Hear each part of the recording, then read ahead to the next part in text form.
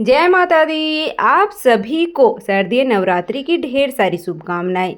आज की वीडियो में हम नवरात्रि की सरल पूजा विधि के बारे में जानने वाले हैं, तो आप वीडियो को लास्ट तक देखना और कमेंट बॉक्स में जय माता दी अवश्य लिख दीजिएगा। चलिए वीडियो शुरू करते हैं। जिस जगह पर हमें पूजा करनी है उस जगह को अच्छे से साफ सुथरा करके एक चौकी हम वहां पर लगा लेंगे। और ध्यान रखें, चौकी हमें उत्तर या पूर्व दिशा की तरफ लगानी है।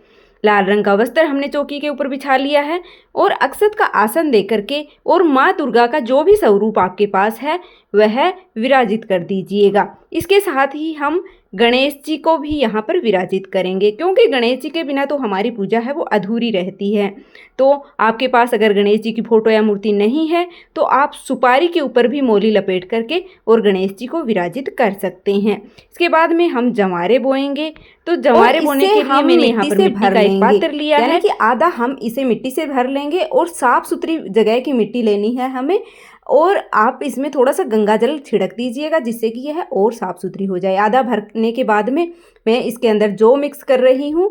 आप एक दिन पहले भिगो करके जौ को रख दें जिससे कि वह आसानी से जल्दी ही उग जाते हैं।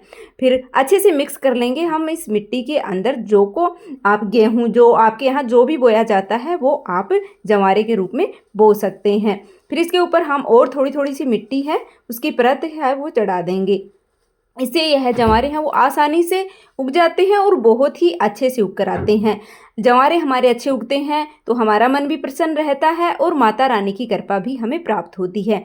और ध्यान रखना है कि इस तरह से जैसे मैं आपको वीडियो में दिखा रही हूँ, हाथ में जल लेकर हमें हाथ में जवारों के ऊपर हमें जल छिड़कना होता है। एक साथ अगर हम जल है वो इसके अंदर डाल देंगे तो फफूंद है वो लग जाती है और हमारे जो है वो उगते नहीं हैं।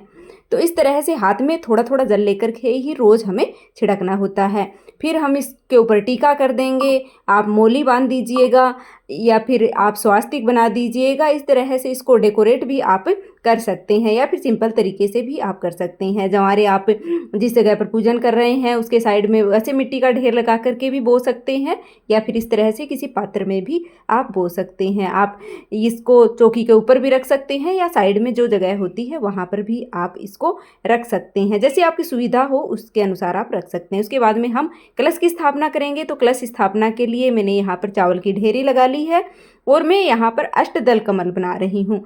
अगर आपको अष्टदल कमल नहीं बनाना आता है तो आप चावल की ढेरी लगा करके उसके ऊपर ही आप कलश को विराजित कर सकते हैं या फिर हमने जो जवारे बोए हैं उस पर भी हम कलश को विराजित कर सकते हैं। उसको चौकी पर रख करके यहाँ पर भी हम कलश को विराजित कर सकते हैं। उसके बाद में हम तांबे पीतल का या फिर मिट्टी का कोई भी कलश हमें लेना होता है।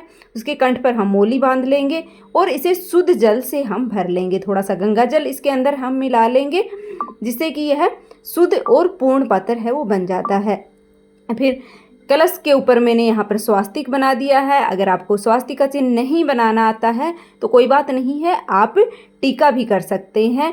आप चंदन से रोली से है वो स्वास्तिक बना सकते हैं। तो मैंने यहाँ पर स्वास्तिक बना दिया है। कलश के अंदर डालने के लिए मैंने यहाँ पर सिक्का सुपारी लौंग इलायची हल्दी की गांठ अक्षत लिए हैं पुष्प लिए हैं। आप कोई भी 5 चीज़ें हैं वो ले सकते हैं।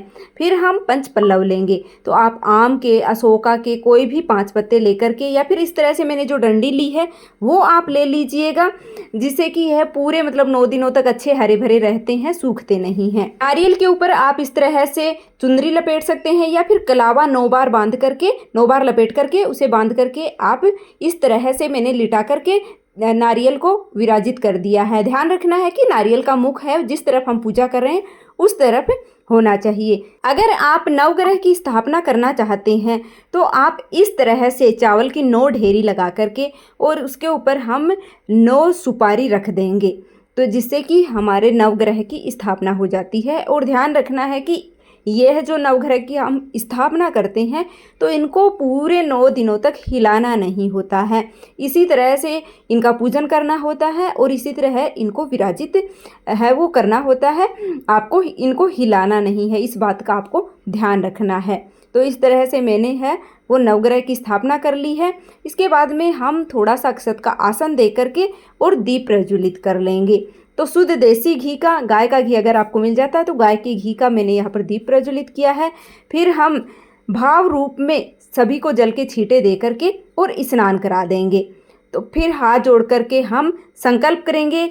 जिस तरह से भी आप व्रत कर रहे हैं, पूजा कर रहे हैं, उसका संकल्प करना है कि आज से मैं माता रानी आपका व्रत कर रहा हूँ, आपकी पूजा कर रहा हूँ, तो आप मेरी पूजा को स्वीकार करें, भूल चूक हो जाए मुझसे तो मुझे क्षमा करें। फिर हम सभी को वस्त्र के रूप में कलावा समर्पित करेंगे। माता रानी को मैंने यहाँ पर चुनरी समर्पित कर दी है, भगवान गणेश को कलावा समर्पित कर दिया है। अगर आपके पास चुनरी नहीं है माता रानी की तो आप कलावा समर्पित कर दें। और कलश के कंठ पर हमने पहले ही मोली बांध दी है। नवग्रह को भी हम कलावा समर्पित कर देंगे, तो सभी को हम कलावा समर्पित कर देंगे। नारियल के ऊपर हमने पहले से चुनरी बांध रखी है। सभी को हम इस तरह से वस्त्र के रूप में कलावा समर्पित करते हैं। और आप इस समय माता रानी के मंत्रों का जप भी कर सकते हैं। जब हम पूजा करते हैं, स्थापना करते हैं, तो उस समय हमें माता रानी के मंत्र जो भी आपको आते हैं उनका जप आप कर सकते हैं। भगवान गणेश को मैंने यहाँ पर जनेऊ समर्पित की है। अगर आपके पास है तो आप कर सकते हैं, नहीं तो आप कलावा भी समर्पित कर सकते हैं। पुष्प समर्पित किए हैं। भगवान गणेश को, माता रानी को लाल गुड़हल के पुष्प अति प्रिय होते हैं, तो अगर आपको मिल जाते हैं तो आप ज़रूर समर्पित कीजिएगा। नहीं मिलते हैं तो जो भी पुष्प आपके पास हैं वही आप माता रानी को समर्पित कर दीजिएगा। साथ ही हम सभी को तिलक कर देंगे। तो कुमकुम से हम माता रानी को, भगवान गणेश को और कलश को हमने पहले से ही टीका कर रखा है, मतलब कि स्वास्तिक हमने बनाया है और आप टीका कर दीजिएगा। इसके साथ ही हम दिए का भी पूजन कर लेंगे, तो दिए को भी हमने टीका कर दिया है। और नवग्रह को भी हम इस तरह से छींटे लगा करके और तिलक कर देंगे, क्योंकि हम हाथ से अगर टीका लगाएंगे तो ये हिल जाते हैं, इनको हिलाना नहीं है। इस बात का आपको ध्यान रखना है। रोज़ इसी तरह से हमें टीका करना है। और टीका करने के बाद में हम है वो अक्षत समर्पित कर देंगे। इसके बाद हम सुहाग सामग्री अर्पित करेंगे। तो जो भी आपके पास सुहाग सामग्री है, 5-7 जितनी भी है, आप ज़रूर समर्पित करें। इसके साथ ही भोग समर्पित करेंगे, तो भोग में आप बतासे है वो समर्पित कर सकते हैं, मिश्री का भोग समर्पित कर सकते हैं, ड्राई फ्रूट या फिर पंचमेवे का भोग भी आप माता रानी को समर्पित कर सकते हैं। पान का भोग माता रानी को अति प्रिय है, पान मिल जाता है मीठा, तो आप वो समर्पित कर दीजिएगा। नहीं तो आप बतासे के ऊपर लौंग, इलायची और सुपारी रख करके वो समर्पित कर दीजिएगा। जल का लोटा मैंने यहाँ माता रानी को समर्पित कर दिया है। इसके साथ ही हम कथा सुनेंगे। अगर आप नवरात्रि का व्रत रखते हैं, कथा सुनते हैं या फिर दुर्गा सप्तशती का पाठ करते हैं, दुर्गा चालीसा पढ़ते हैं, तो इस समय आप वह कर सकते हैं। या फिर माता रानी के मंत्रों का जप आप कर सकते हैं। फिर माता रानी को जो हाथ में पुष्प लिए हैं वो समर्पित कर देंगे। फिर हमें छोटा सा हवन करना होता है, तो गाय के गोबर के उपले से हम हवन करेंगे। तो गाय के गोबर का उपला है वो हम किसी भी हवन का जो पात्र है आपके पास उसमें जला लेंगे। थोड़ा सा हम इसके अंदर कपूर डाल देंगे। तो इसको जलाने के बाद में हमने जो भी भोग यहाँ पर माता रानी को अर्पित किया है वह सभी हम अग्नि में भोग समर्पित करते हैं। ऐसा माना जाता है कि जब भी हम अग्नि में भोग समर्पित करते हैं तो वो सीधा देवी देवताओं को मिलता है। इसके साथ ही लौंग के जोड़े हैं वो भी नवरात्रि में हवन में अर्पित किए जाते हैं। तो आप सभी घर के सदस्यों के नाम से 2-2 लौंग के जोड़े, मतलब जोड़े बना करके और हवन में अवश्य ही समर्पित करें। और अगर आपके पास हवन सामग्री है तो हवन सामग्री की भी आहुतियाँ आप यहाँ पर दे सकते हैं। फिर हाथ में थोड़ा सा जल लेकर के और हम इस तरह से चौकी के ऊपर से 2 बार वार देंगे, जिससे कि हमारी पूजा है वो पूर्ण हो जाती है, हमारा हवन है वो पूर्ण हो जाता है। फिर हाथ जोड़ लेंगे हम माता रानी से और दक्षिणा हम यहाँ पर समर्पित कर देंगे।